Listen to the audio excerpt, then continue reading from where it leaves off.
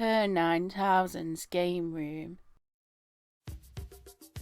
So ironically, a new entry in a tactical franchise has managed to sneak up on me. It's almost out now and I never even realised it was being made.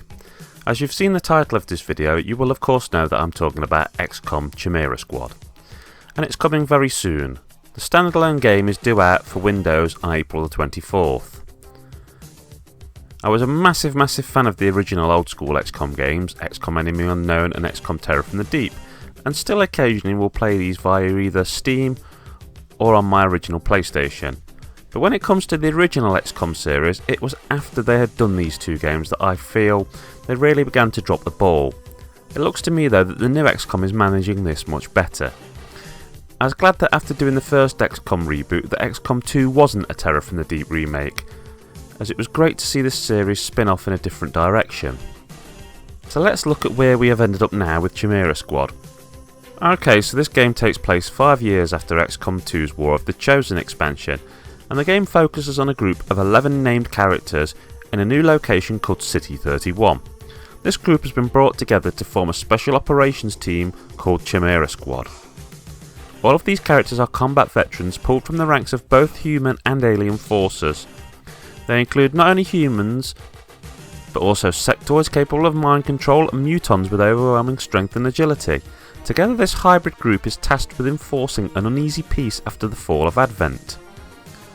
I loved the whole idea of this. It's great to finally get your hands on some aliens and to be able to play as them, and the whole concept reminds me of some of the sci-fi from my youth, where humans and aliens would end up forming an alliance of sorts, such as in the show Alien Nation, or another personal favourite of mine, V.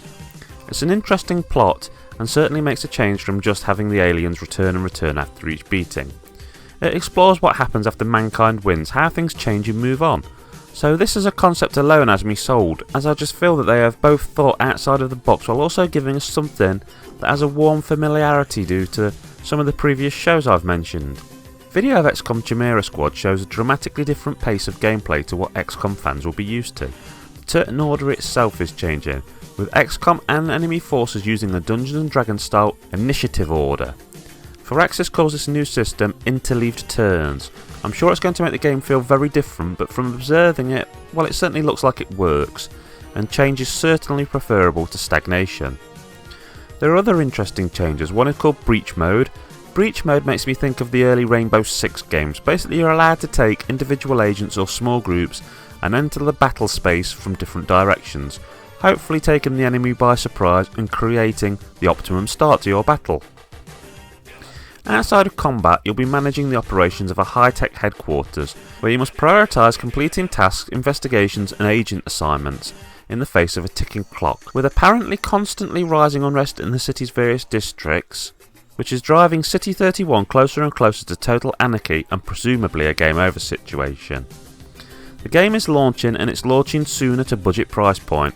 I'm assuming that a great deal of it is built off of the XCOM 2 engine, but it'll be interesting to see how the changes alter the gameplay experience and exactly how much bang for your buck the developer is offering.